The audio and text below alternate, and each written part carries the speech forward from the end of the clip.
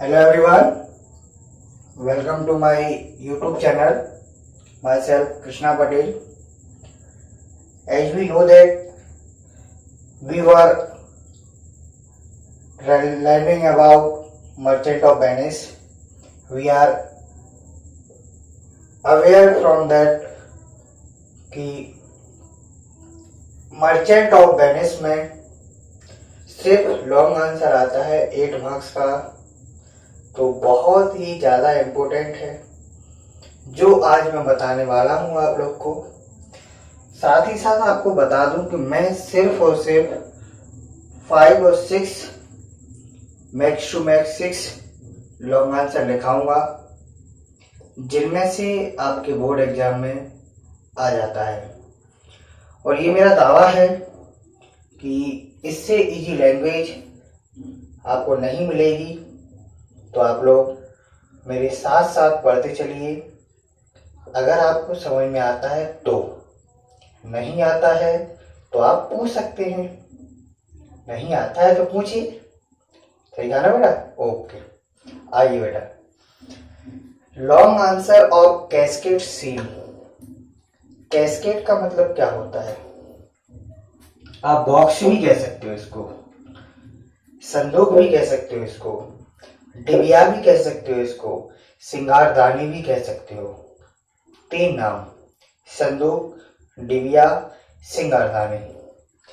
अब ये संदूक, डिबिया, सिंगारदानी क्या है, तो आप सबसे पहला वीडियो देखिए हमारा मर्चेंट ऑफ वेनिस की। जो समरी मैंने दी है आपको दुनिया में कहीं नहीं मिलेगी, ये मेरी गारंटी है। मिलेगी लेकिन डिफरेंट वे में। जो मैंने लिखाई है आपको कहीं नहीं मिलेगी। मिल जाए तो मुझे कमेंट जरूर करिएगा।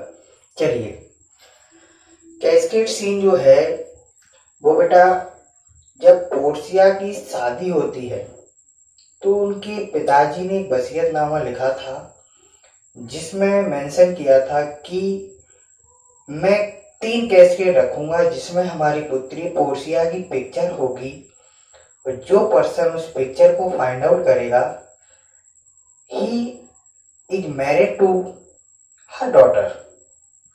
That was the will of her father, Portia's father. Okay, let's start. मेरी परंपरा है कि लॉन्ग आंसर स्टार्ट करने के पहले है ना बच्चों, इंट्रोडक्शन स्टार्ट करते हैं। हमेशा मैं इंट्रोडक्शन स्टार्ट करता हूँ। इंट्रोडक्शन का मतलब क्या होता है? इंट्रोडक्शन में आपको वो बताना होता है जो मैं अभी बोल रहा था कि इसमें बताना क्या है। जिस व्यक्ति, पर्सन, जिस बात के बारे में आप डिस्कस करना चाहते हैं वो आप सब कुछ इंट्रोडक्शन में मेंशन कर दीजिए। आपका आंसर परफेक्ट हो जाता है वहीं से। और इन लॉन्ग आंसर्स को पढ़ाना मेरा कुछ पर्पज है बेटा। पेपर 100 मार्क्स का आता है। कितने मार्क्स का? 100 मार्क्स का। अब 100 मार्क्स का पेपर क्या 2-2 नंबर तैयार करोगे? बिल्कुल करेंगे, लेकिन जो बड़े बड़े मार्क्स हैं, जैसे मैंने आपको बताया सेंट्रल आइडिया, सेंट्रल आइडिया कितने मार्क्स का? 8 मार्क्स का। एक्सप्लेनेशन, ऐसे लॉन्ग आंसर, हिंदी से इंग्लिश, ये सब बड़े बड़े मार्क्स हैं। 50 मार्क्स तो आपके ऐसे ही कवर हो गए। अब बात आती है शॉर्ट आंसर की। जब ये सब चीज सीख जाओगे तो दुनिया का कोई सा भी क्वेश्चन आप नहीं छोड़ के आओगे। बड़ा सीखो, छोटा करके चले जाओ, ये मेरा मोटो है, यही मेरा मोटिव भी है, यही मेरा पर्पज है। समझ गए बच्चों? ओके, आइए। Cascade scene is the main part of merchant of Venice. Main part, मुख्य भाग है ये वेनिस के व्यापारी नामक एक प्ले का। इन दिस सीन, इस सीन में, दैट कैस्केड सीन में, वी फाइंड, हम पाते हैं दैट की पोर्सियाज फादर, पोर्सियाज, ये अपस्ट्रोफी मार्क जहां लग जाता है वहां का की अर्थ निकलता है। पोर्सिया का पिता या पोर्सिया के पिता एट द टाइम, एट यानी पर, द टाइम समय पर, ऑफ यानी की, ऑफ यानी की, his death, left a bill, bill यानी होता है वसीयतनामा, वसीयतनामा, वसीयतनामा लेफ्ट यानी छोड़ गए, समझा बेटा, ओके, वसीयतनामा छोड़ गए, डेथ यानी मृत्यु, हिज यानी उनकी, टाइम यानी समय, एक वसीयतनामा छोड़ गए अपनी मृत्यु के समय, कौन, पोर्सिया के पापा, ओके। मतलब इंट्रोडक्शन में क्या लिखना है आपको, cascade scene is the main part of the drama merchant of Venice, okay, पहली लाइन। दूसरी, in this scene we will discuss, we will consider, we will tell, we will learn about the bill which is left by Portia's father, in which the condition of her marriage is there. Okay, a strange test for Portia's marriage. Strange यानी अजनबी वाला, अजनबीपन, उल्टा सीधा, बेहुदा एक तरीके से, ना समझने वाला। According to the will of Portia's father, according यानी अनुसार, टू द बिल, अकॉर्डिंग के बाद हमेशा प्रीपोजिशन टू आती है, ध्यान रखिए। बिल यानी इच्छा भी होती है, वसीयतनामा भी होता है, उनके पिताजी की वसीयतनामा के अनुसार।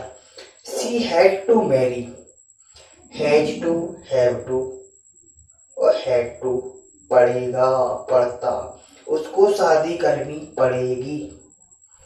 ओनली दैट पर्सन, उस व्यक्ति से केवल, who would choose right casket, right casket यानी जो सही डिबिया चुनेगा, हु वुड चूज, हु यानी जो, जो सही डिबिया चुनेगा, विच कंटेन्स पोर्सियाज पिक्चर, विच यानी जो, विच मीन्स कैस्केट, जिस डिबिया में कंटेन्स यानी रखी हुई होगी पोर्सिया की तस्वीर। That means the person who select the right casket in which the picture of Portia was there, then Portia had to marry him according to her father's will, okay. Now there were 3 casket, वहां पर उस scene में 3 डिबियां थी, इन विच, जिसमें 1 was gold, 1 was of gold, एक सोने की थी, सेकेंड 1 वॉज सिल्वर, दूसरी सिल्वर की थी, and third 1 was of iron और लेड। ध्यान रखिए, बुक्स में आयरन भी मिलेगा, कहीं पर लेड मिलेगा, तो मैंने दोनों ही मेंशन कर दी। There were 3 cascades, 3 डिबियां थी, 1 was of gold, second 1 was of silver and third 1 was iron, in which the picture of Portia was there, and the person who select that, then Portia had to marry him, okay। Now Portia's suitors, suitors मतलब शादी करने वाले। There were 3 suitors of Portia, Portia के 3 suitor, 3 casket 3 suitor. Prince of Morocco who chose golden cascade, prince of Morocco आए हुए थे, he has fallen with Portia, golden casket सोने का डिबिया चुनी। Second the prince of Aragon, दूसरे prince of Aragon थे, who chose सिल्वर कैस्केट, जिन्होंने सिल्वर का चुना था। They both did not succeed, successfully सफल, वो सफल नहीं हुए, to find out the picture of Portia, वो असफल हुए, that means they did not find out the picture of Portia, okay. Finally यानी अंततः, पेसिनियो चूज लेड कैस्केट यानी लास्ट वाला iron casket and got Portia picture, Portia की तस्वीर मिल गई, एंड पोर्सिया गॉट मैरिड, तो पोर्सिया की शादी हो गई, टू हिम, उनसे, according to his father's will, पापा की वसीयतनामा के अनुसार पोर्शिया की शादी हो गई बेसिनियो से। और एक बात और अगर आप ऐड करना चाहें कि